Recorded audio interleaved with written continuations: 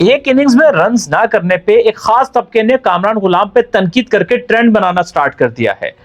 कामरान गुलाम जो कि बहुत मेहनत के बाद पाकिस्तानी टीम पे आए हैं, उनके ऊपर नाजायज तनकीद शुरू हो गई है। आपसे सवाल यह है कि क्या कामरान गुलाम जैसे खिलाड़ी पे एक इनिंग्स पे रन्स ना करने के ऊपर तनकीद करना क्या जायज है? कमेंट सेक्शन में अपनी राय जरूर दीजिएगा, आप क्या समझते हैं।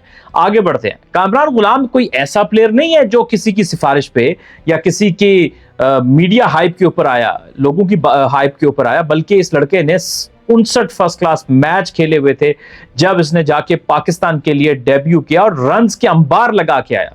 ये वही कामरान गुलाम है जिसने कायद-ए-आज़म ट्रॉफी की तारीख में एक रिकॉर्ड कायम कर दिया था, पिछला रिकॉर्ड तोड़ दिया था एक सीजन में सबसे ज्यादा रन्स बनाकर। ये वही कामरान गुलाम है जिसने पिछले 3-4 सालों में हर फॉर्मेट में सेंचुरियों के अंबार लगा दिए, खासतौर पे कायद-ए-आज़म ट्रॉफी में। ये वही कामरान गुलाम है पिछले 4-5 सालों से हर बार स्क्वाड में आता था, बाहर हो जाता था, लेकिन ये मुल्क छोड़कर नहीं गया, ये मुल्क से नहीं भागा, मेहनत से नहीं भागा। और सबसे मुश्किल क्रिकेट जिसको कहते हैं ना भाई, और तपती गर्मी में अपर दीर से ताल्लुक रखने वाला कामरान गुलाम, सख्त गर्मी हो, धूप हो, छांव हो, ये क्रिकेट खेलता रहा, रन्स करता रहा, मेहनत करता रहा, कोई खास शिकवा नहीं किया, कोई मीडिया में आके बदतमीजियां नहीं की, कोई आके शिकवे शिकायत नहीं किए, इल्जामात नहीं लगाए, लेकिन इसने मेहनत की और वो पाकिस्तानी टीम में आया, डेब्यू पे सेंचुरी। हर मैच में रन्स कौन करता है भाई, मुझे बताओ, हर मैच में कौन रन्स करता है? कामरान गुलाम का मुकदमा आज मैं लड़ने आया हूं। बात यह है कि वो बड़ी मेहनत के बाद आया है। क्रिकेट इसी का नाम है, कभी आप सेंचुरी करते हो, कभी 50 करोगे, कभी सिफर भी होते हैं। तो जो प्लेयर 8-8, 10-10, 12-12, 20-20 इनिंग्स में फेल हो रहे हैं, उनके ऊपर कोई नहीं। और एक लड़का क्योंकि आंखों को नहीं भारा, वो टीम में कैसे आ गया, और कई एक खास तबका आपको पता है जिसको ये हजम नहीं हो रहा कि कामरान गुलाम जो है वो कैसे टीम में आ गया, क्योंकि मेहनत पर आया ना, सिफारिश पर नहीं आया। तो सिफारिश मेहनत पर आए हुए लोगों के खिलाफ लोग अक्सर हो जाते हैं। 59 मैचेस में कामरान गुलाम ने उनका करियर अगर हम देखें तो अब तक काफी बड़ा जबरदस्त करियर है। 49.68 की इनकी एवरेज है, 1700 है सर इसके। 1700 कहने को आसान है, ये मजाक नहीं होता। और अभी के मैच में भी कामरान गुलाम की बॉल पड़ गया, वो उसको नहीं खेल सका। तो क्रिकेट तो यही होती है ना, क्रिकेट तो ये होती है कि भाई एक दुनिया का बड़ा से बड़ा प्लेयर भी हो, वो पहली गेंद पे भी आउट हो जाता है अक्सर, और कभी वो गलत खेलता है, कभी बॉल अच्छा पड़ता है। तो ये पार्ट ऑफ क्रिकेट है। 365 दिन साल के तो कौन रन्स करता है? अच्छा प्लेयर ये होता है कि वो हमेशा आउट हो तो अगले इनिंग्स में मजीद प्लानिंग के साथ आता है। वैसे मैंने एक बात आपको पहले टेस्ट मैच के बाद कह दी थी कि कामरान गुलाम ने, यानी जो कामरान का पहला टेस्ट था, ओवरऑल सेकंड टेस्ट, कि कामरान गुलाम ने सेंचुरी की। लेकिन इंग्लैंड चूंकि बहुत थिंकिंग साइड है, ये जो वेस्टर्न नेशंस होती है ना, एक जब प्लेयर रन्स करता है तो फिर ये उस पर बड़ी वर्किंग करके आते हैं।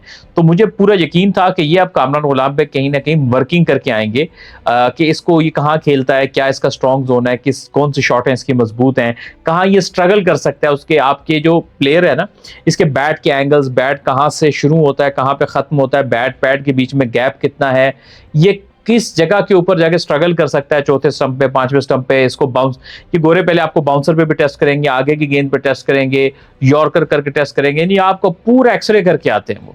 और यकीनन वो इस इनिंग्स में बेहतर प्लानिंग के साथ आए होंगे कामरान गुलाम के ऊपर। लेकिन देखो यही बैटल होती है क्रिकेट में। अब उन्होंने कामरान पे कोई प्लानिंग की होगी, अब कामरान भी अपने ऊपर प्लानिंग कर रहा होगा कि यार ये मेरे पे ये अटैक कर सकते हैं, ये प्लान कर सकते हैं, मैं अब अपने आप को इस तरह से तैयार करके आना है। तो अब डिपेंड करता है, जो जितनी तगड़ी प्लानिंग के साथ आएगा, मेंटली स्ट्रांग होकर आएगा, वो डोमिनेट करेगा। और ये क्रिकेट की यही जीत होती है।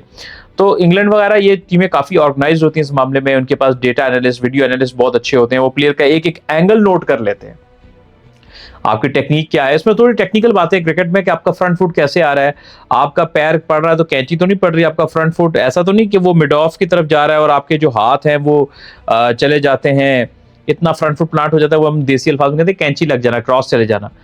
तो ऐसा तो नहीं हो रहा, या आप बिल्कुल झुक के तो नहीं खेलते हो कि आपको बाउंसर किया जाए तो आप लेट हो जाओ, या आपके ये वाला जो लोअर हैंड है वो कितना कॉम्प्लीमेंट करता है आपके अपर हैंड को, तो आप क्या वो जो रिप केज होता है जहां पे आपको हाथ पहुंचाना मुश्किल होता है, तो वहां पर स्ट्रगल तो नहीं करोगे। सो आप वो डिफरेंट एंगल्स पे वो टेस्ट करते हैं काफी ज्यादा, और यूजुअली डोमेस्टिक क्रिकेट में इतनी डेप्थ में काम नहीं होता, तो आपकी बहुत सारी वीकनेसेस होती हैं वो डोमेस्टिक क्रिकेट में एक्सपोज नहीं होती। जैसे सऊद शकील है, उन्होंने पाकिस्तान की डोमेस्टिक में इतने रन किए, हर कंडीशन में रन किए, हर बॉल के अगेंस्ट रन किए, तो हमें लगा तो सुप्रीम प्लेयर है। लेकिन जब इंटरनेशनल क्रिकेट में आए तो बाउंसर के खिलाफ, थोड़े मूवमेंट के खिलाफ उन्हें प्रॉब्लम हो रहा है, जो सारे सालों में यकीनन इतना प्रॉब्लम उनको डोमेस्टिक में नहीं हुआ होगा। इसीलिए मैं कहता हूं कि डोमेस्टिक क्रिकेट के स्टैंडर्ड को ऊपर करें, कि जब डोमेस्टिक में कोई प्लेयर परफॉर्म करे तो उसके 100% चांसेस हो कि इंटरनेशनल में भी करेगा, क्योंकि डोमेस्टिक कमजोर है तो हमारा बहुत सारे प्लेयर बहुत सारी वीकनेसेस के साथ इंटरनेशनल क्रिकेट में आते हैं। लेकिन बहरहाल कामरान गुलाम को पूरी सपोर्ट है और इंशाल्लाह उम्मीद है कि वो सेकंड इनिंग्स में एक अच्छी इनिंग्स खेल के नाकदीन को मुंह तोड़ जवाब देंगे।